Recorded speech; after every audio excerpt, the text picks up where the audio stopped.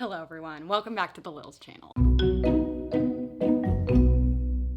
So today I'm gonna hop on the bandwagon. If you have not been on Instagram, you might not know what I'm talking about. People are asking their followers to essentially make assumptions about them based on their online persona. So things you believe to be true about my life or my personality or my habits or whatever. I believe the first person to do is Avrey Ovard, shout out to her. I decided that I was gonna take a slightly different approach. I'm gonna go through and give you my reaction to some of them, but then we're gonna go through and you're gonna get to see what some of the people closest to me think, which I think is just as dangerous as asking strangers to make assumptions about your life. Anyway, let's begin. Most people don't seem to realize that when you ask someone a question, or they just don't care, it's not anonymous, like I know who you are. For the sake of their anonymity, I'm not gonna include their username. Also, after I started going through them, I noticed a few patterns, so we have a few different categories. Let's start with my intelligence. A lot of you seem to think that I play dumb on the internet. Do I do dumb things on the internet sometimes? Yes, I'll give you that. I feel like I try and avoid talking about things that make me sound too dumb for that very reason. But I don't know, let's see what my friends have to say. Smarter than she appears on the internet. Wait, does that mean you think she looks dumb? What does that even mean? I'm confused by this one. I'm sorry. What? So, just give me a second. First of all, that's fucking rude. Are you implying that Lily's dumb on the internet? I was gonna say she's definitely smarter than she appears on the internet just because I think she's so smart. Definitely not, because she's really fucking smart on the internet. What kind of question is that? I don't think she appears not smart on the internet. All I know is that when we hang out, we have the best conversations. There are times on the internet where Lily appears very smart because she is in real life. Lily worked at the computing commons in college. It's a glamorous position where she actually fixed people's computers. You teaching me about rocket science, algebra, She was also running a side gig and was getting paid to do other people's homework. And then sometimes in other videos, you know, the whole premise of whatever they're doing, she might not seem so smart, but she is. She also wrote all my papers in college. The fact that you are watching her on the internet, Just tell me where you live. I just want to hang. What's up, dude? Where are you? Want to hang? doesn't that say something to you? Next up, my finances, because that's appropriate to talk about. Easily the most popular one in this category was, you made a lot of money from Clever. I wasn't making a bad amount of money, but it was not what most YouTubers are making. We were on salary, nothing ever changed. Video got 50 million views, I still got the same paycheck, so. Unsure where this rumor that we're all rich came from. Did you make a lot of money at Clever? What was your contract like? Really hard to find true in any sense of the word. Coming from personal experience?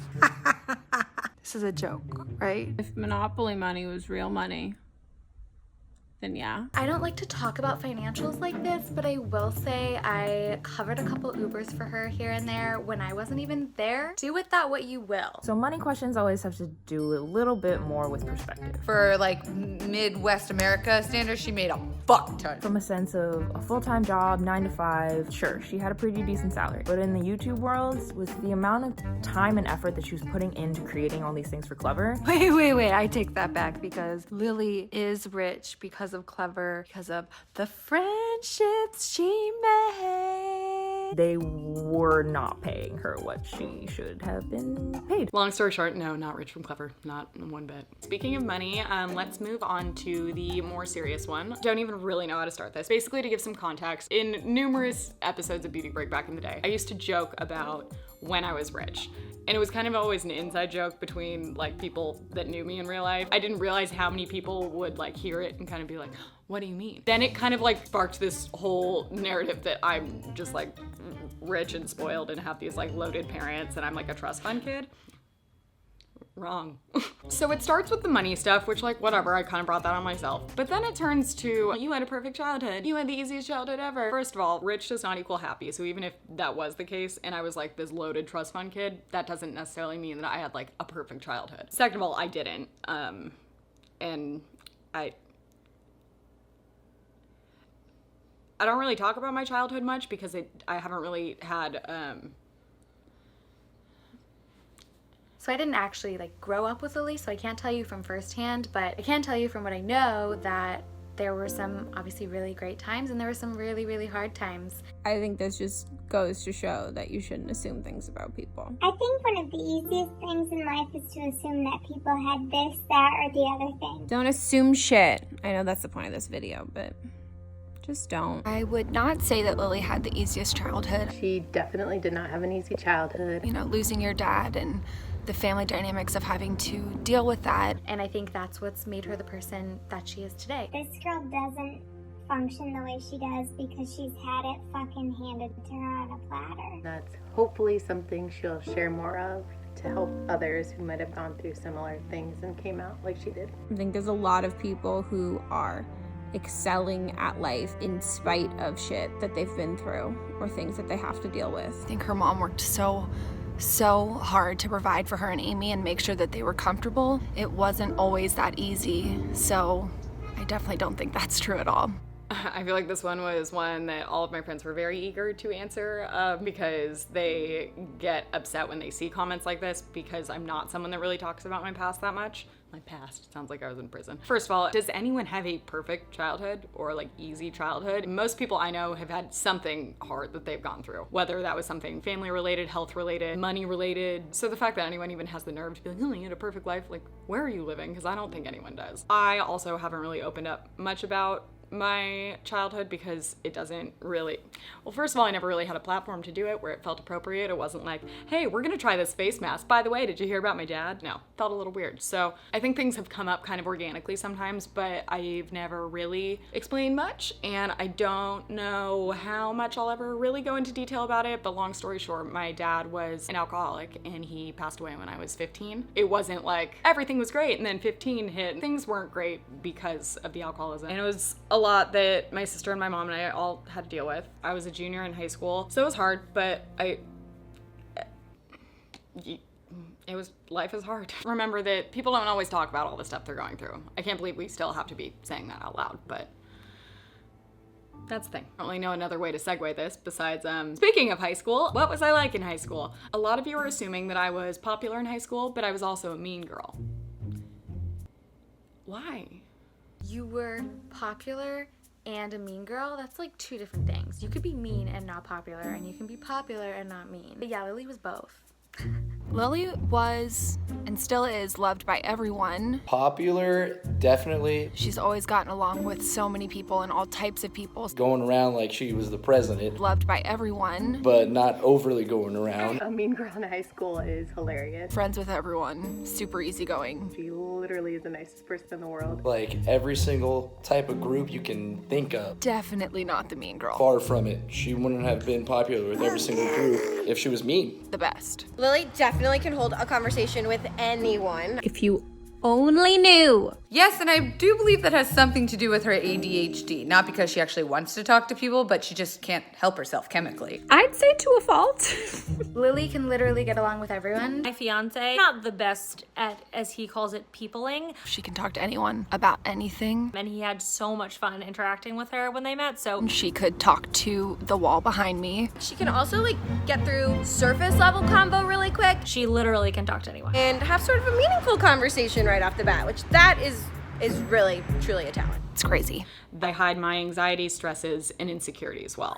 Pretty accurate. I think from certain people. I think you actually do hide your anxiety and stress well from people who don't know you well. I am a new friend of Lily based off of the 6 times we've ever hung out in person and the 700 million text messages we've sent to each other. So I'm pretty sure Lily's anxieties and stresses are hidden. But I know you well, and I know when the baby girl is stressed out. But like not so hidden. I don't think she hides them quite well. I think she's very open about them. I never have to like squeeze any information out of Lily. And I like that about her, that she's like, I'm struggling. I mean, unless she has more that I don't know about. Now I wonder if I even know her at all. Lily's really good about like communicating her feelings and talking about things with her friends. No, I think she's very honest. But I definitely think she is a talent for putting on a good face when like shit's not great. I mean, I think a lot of people don't realize that like even the most chill seeming person can still have anxiety. I might seem very calm, but like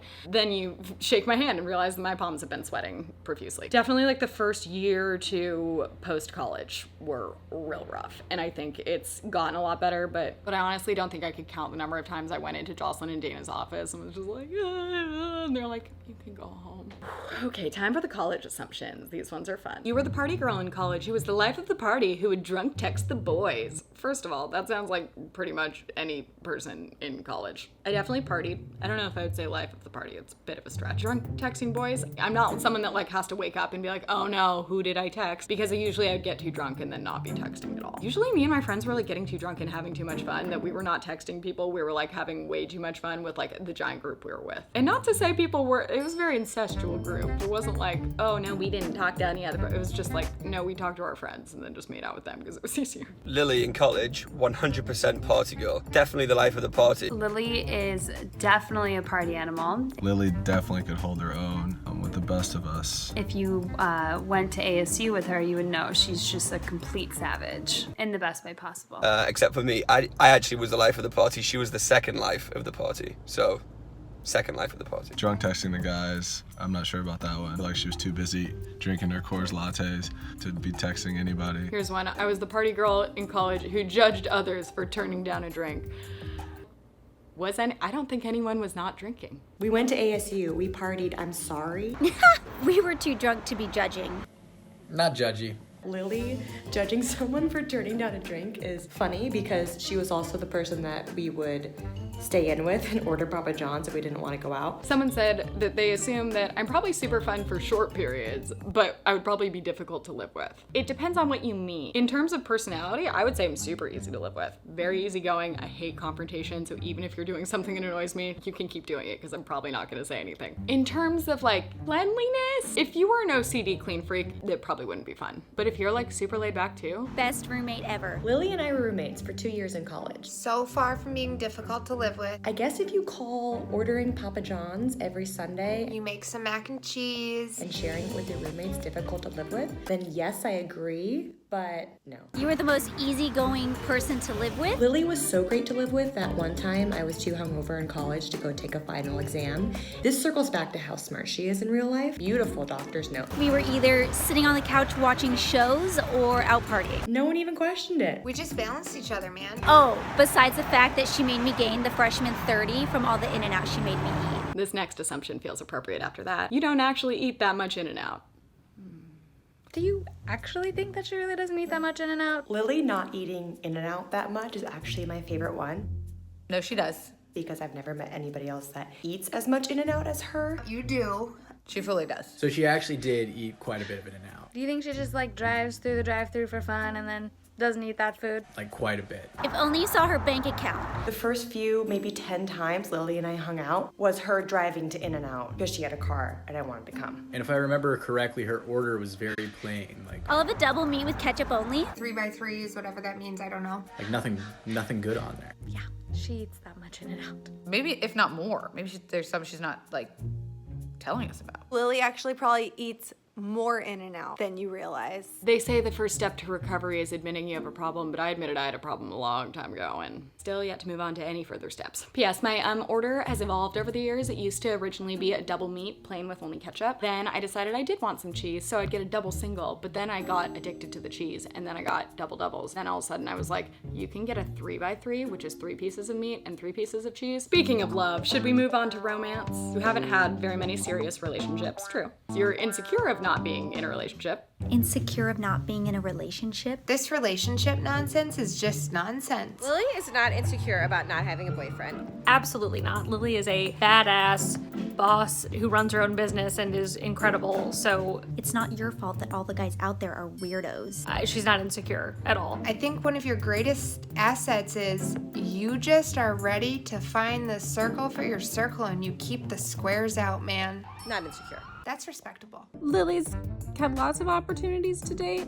Are these great guys who she should date? No. So, I think that's good. Apparently I'm really awkward on dates. Awkward on dates? Who isn't awkward on dates? Yeah, she is awkward on dates. No, I don't think so. You have to have at least 8 Coors lattes before you go on the first date. The first time we hung out was at the Staples Center for a Kings hockey game. And I know because I've been sitting at the table next to her with like binoculars looking and confirming. It wasn't awkward at all. Great time. So the main reason I'm single is because I struggle to connect with guys. Not Not at all. Lily doesn't have a hard time connecting with guys. She has hit it off with multiple men. Well, we connected in probably the weirdest of ways over 3 years ago. I wouldn't say that Lily has a hard time connecting with guys. Not at all, at all, at all. I think she's kind of just down to earth and kind of a dude, not in a bad way. And we still keep in touch, so I don't think you have a problem connecting with guys. Connecting with them has really never been a problem. See winking. If anything, she's super friendly, and it might just move to the friend zone kind of quick. Certain guys might take it the wrong way and think that she's not interested because she's so chill, but likely not the case. And it's not your fault you burn them like an over-roasted Pop-Tart. One of your assumptions was that I was low-key a hoe.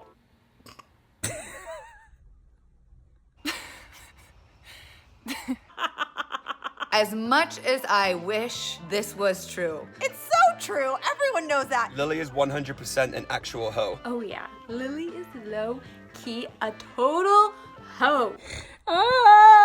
No, that's wrong. Hashtag opposite day. That's not correct, no. A low-key hoe is probably my favorite comment you've ever received. Lily is not a hoe. Lily is probably the furthest thing from a hoe.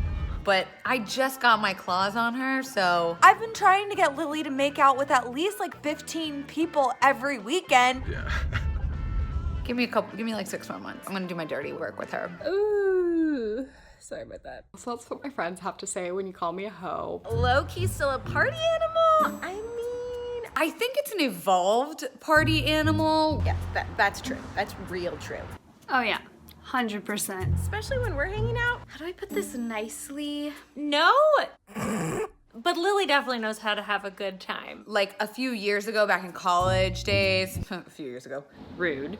Definitely not. N-O. I think she was probably a college maniac party animal, but we're still party animals. My nostrils just flared. If you consider gravity blankets and Netflix binges a party animal move, then yeah.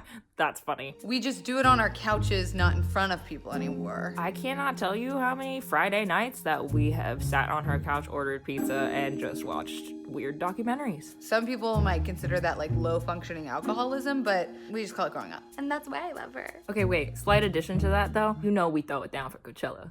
This video is probably way too long now, so let's end it on this one. No one expected that you would do well, but you've proved them wrong. I like that because it's like an underdog story, but I would honestly say the opposite, that all of my friends and family have been very supportive. I don't think that they ever thought that this was what I was gonna be doing, but they always knew that I would do something. I think I was more concerned about my future than anyone else in my life. I'm not here for this low-key shade. Everybody knew Lily would be a star. Just ask Jocelyn. We always knew our dear sweet intern Lils was going to achieve greatness. Honestly, she was really good at her job. Did people not expect Lily to do well? I did.